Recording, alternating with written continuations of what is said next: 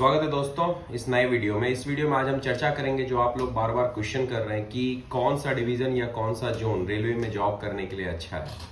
अगर देखा जाए कि कौन सा जोन या कौन सा रेलवे का डिवीजन अच्छा है तो इस बारे में सबकी अलग अलग राय हो सकती है, लेकिन मेरी राय थोड़ी अलग है।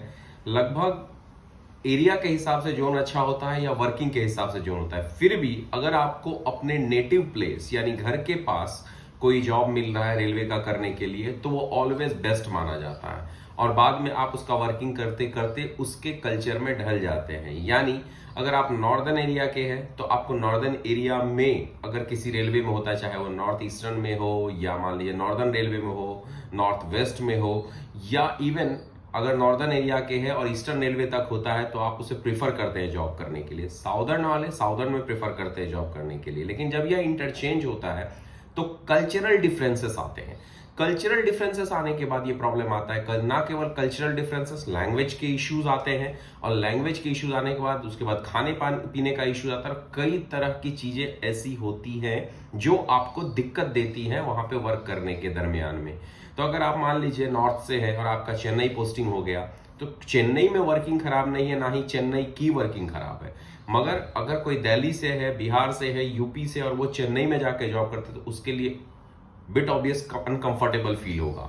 वहीं अगर चेन्नई वाले आके दिल्ली में जॉब करते हैं तो बिट ऑब्वियस अनकंफर्टेबल होगा। यहां मैं रीजनलिज्म या लैंग्वेज की इश्यूज की बात नहीं कर रहा हूं, लेकिन जो अगर आपने पूछा कि किस तरह की प्रॉब्लम आती है तो इस तरह की प्रॉब्लम आपको फेस करना पड़ता है।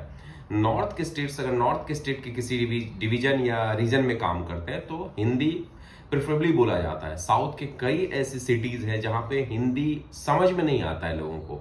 वहां पे अगर आपको पब्लिक इंटरेक्शंस पे डील करना पड़ता है तो उस सिचुएशन में ये होता है कि आपको प्रॉब्लम्स आती है वहां पे वर्किंग में डील करने में। और लास्ट नॉट द लीस्ट, अगर आप घर से दूर रह के जॉब करते हैं तो घर से दूर रहने के बाद घर के कई तरह की यादों के साथ जॉब करना, फिर वहां पे जाने आने की परेशानियों को भी डील करना पड़ता है। तो अगर आप किसी भी रेलवे में फिलहाल जैसे सभी लोग अपने अपने कमेंट में बता रहे हैं कि मुझे यहां सिलेक्शन हुआ है या वहां सिलेक्शन, अगर किसी को नेटिव प्लेस या नियरर टू नेटिव प्लेस हो रहा है तो उसे प्रेफर करिए जॉब के लिए, वो ज्यादा प्रेफरेबल है।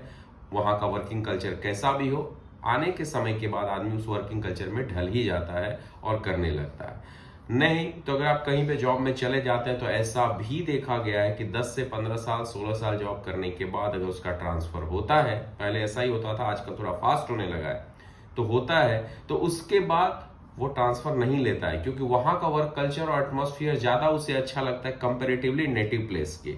और वो सीनियरिटी का लॉस भी होता है, कई तरह के लॉसेस भी झेलने पड़ते हैं, बॉटम जूनियर होके चले जाते हैं, बहुत तरह की परेशानियां होती है ट्रांसफर होने में, तो वो ट्रांसफर लेना नहीं चाहते हैं। और ये सारी परेशानियों के चलते वो जहां है वहीं जॉब करना चाहते हैं।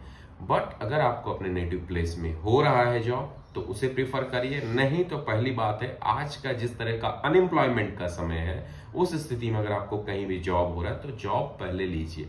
जॉब लेने के बाद हर जोन या डिवीजन में ट्रांसफर के प्रोसेस है। नो डाउट आपके ही कमेंट से मालूम पड़ता है कि रियली में ट्रांसफर का प्रोसेस इतना ज्यादा टफ हो गया है, इतनी ज्यादा परेशानियां हो रही है।